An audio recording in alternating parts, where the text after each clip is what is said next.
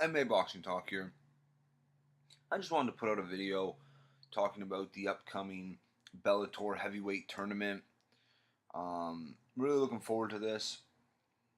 I know a lot of people might not be interested in this or might laugh at the idea of this, but I personally think it's a great idea for Bellator. It's going to get a lot of eyeballs and attention on Bellator. It's also going to crown their first heavyweight champion, so that's good news as well. And it's just a fun tournament for the fans. You know, all these guys are big, big names in the MMA community. A lot of these guys are going to go. A lot of them are going to be Hall of Famers when they retire.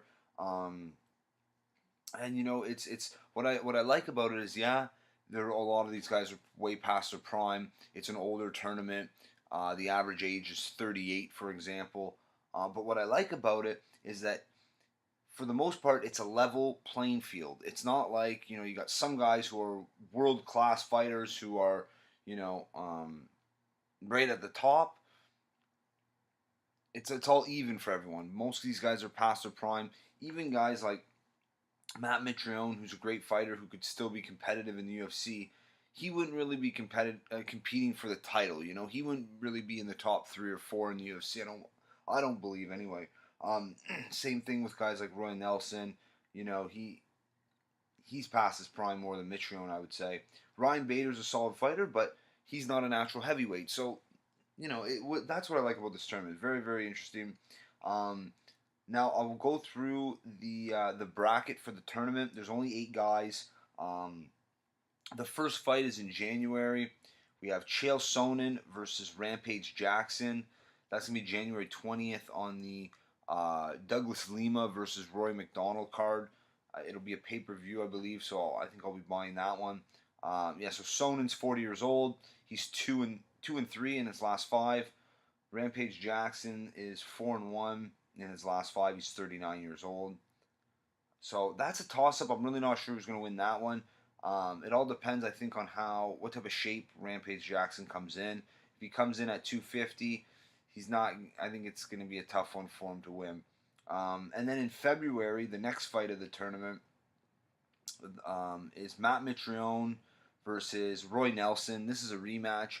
Roy Nelson knocked Matt Mitrione out quite a while ago, at least 5 years ago, I want to say. So this is a rematch. I think Mitrione can win this fight.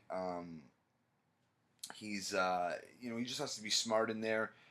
You know, you can't get too close to Roy Nelson. You got to, keep the range, use your jab, use your footwork and movement, and he could end up, cruising to an easy decision. But Roy is also always dangerous in there, so you always got to be careful. Both fighters are 3-2 in their last 5. Mitrione's 39 and Nelson's 41. And then the other fight that's scheduled is Fedor versus Frank Mir in April.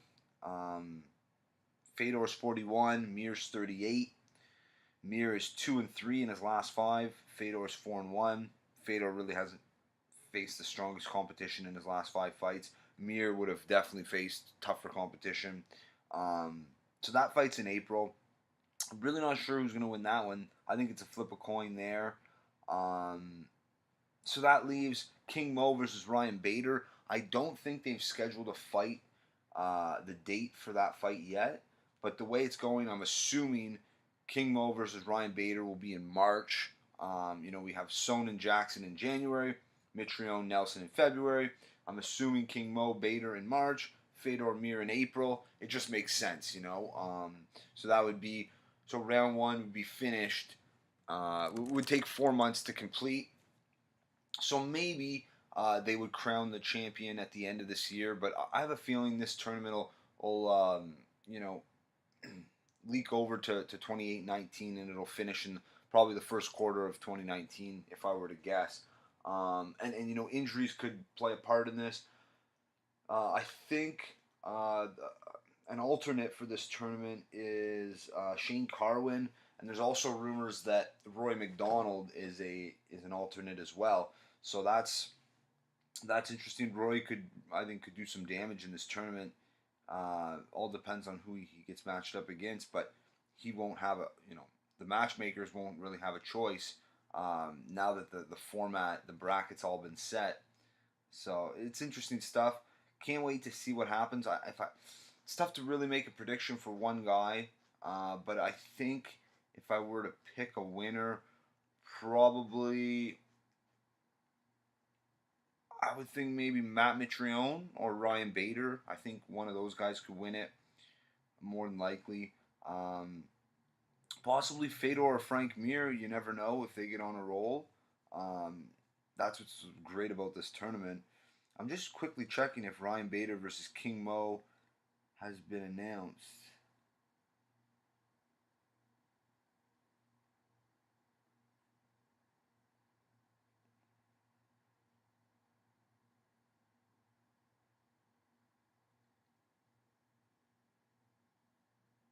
Anyway, I don't think there's been a date, but it looks like it's going to be in March. So, anyway, that's it for this one. If you liked the video, definitely subscribe. Check me out on Twitter at MMA Boxing Talk 1. Peace.